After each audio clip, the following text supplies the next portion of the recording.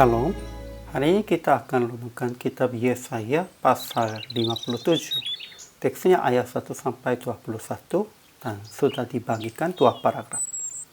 Paragraf yang pertama ayat 1 sampai 13. Dunia yang Tuhan menegur itu terus berbuat dosa dan menyembah berhala untuk mencukupi keinginannya jasmani. Jadi Tuhan berkata bahwa dewa-dewa mereka tidak akan menolong mereka sebab tidak berkuasa. Paragraf yang kedua, ayat 14 sampai 21. Ia akan persiapkan jalan umatnya dengan angkat batu sandungan. Dan ia akan menghidupkan semangat orang-orang yang rendah hati dan orang-orang yang lemah. Kesimpulannya, dunia ini tidak memperhatikan kepada orang baik dan saleh. Jadi meninggal dunia mereka sama seperti masuk ke tempat damai. Dunia yang Tuhan menegur itu terus berbuat dosa dan menyembah berhala untuk mencukupi keinginannya jasmani. Tuhan menyebut mereka dengan kata tukang sihir, orang yang suka berzina dan pelacur. Mereka terus menghina Tuhan dan orang benar dan terus berbuat dosa.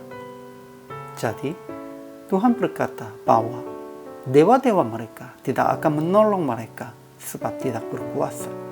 Namun orang yang berlindung kepadanya akan mewarisi negeri dan akan memiliki gunungnya yang kudus. Ia akan persiapkan jalan umatnya dengan angkat batu sandungan. Dan ia akan menghidupkan semangat orang-orang yang rendah hati dan orang-orang yang lemah. Tetapi tidak akan damai bagi orang-orang fasik. Ajaran tentang Allah. Pertama, Tuhan menyebut mereka dengan kata tukang sihir, orang yang suka berzina dan pelacur.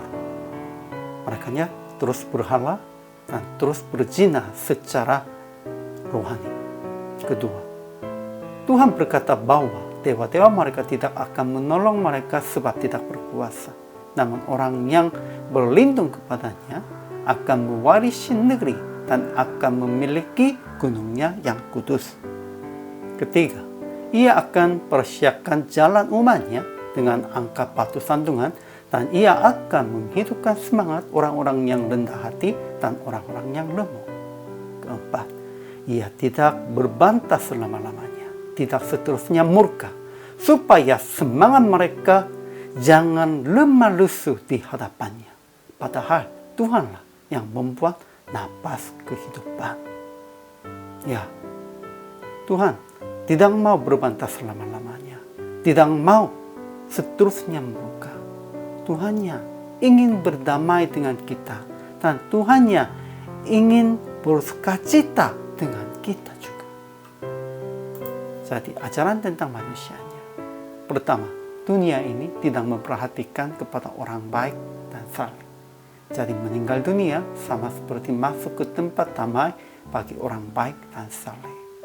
Ya, di dunia ini sungguh susah hidup orang baik dan salehnya. Karena mereka bukan hanya tidak memperhatikan, mereka hanya menghina dan mengganggu orang itu. Namun kita harus semangat dan juga kita harus melindunginya orang baik dan saleh. Kedua, dunia yang Tuhan menegur itu terus berbuat dosa dan menyembah berhala untuk mencukupi keinginan jasmani. Mereka terus menghina Tuhan dan orang benar dan terus berbuat dosa. Ketiga, tidak ada damai bagi orang-orang fasik. Jadi aplikasinya pertama, memperhatikan orang baik dan saleh supaya mereka tidak putus asa. Itu tanggung jawab kita. Kedua, jangan mencari keuntungan untuk diri sendiri. Ingat, itu menjadi penyebab penyembahan berhala. Ketiga, jangan menghina Tuhan dan orang benar dengan mementingkan hasil duniawi. Keempat, mengikuti jalan yang Tuhan bimbing sekalipun kelihatannya susah, dengan percaya ia akan luluskan jalan kita.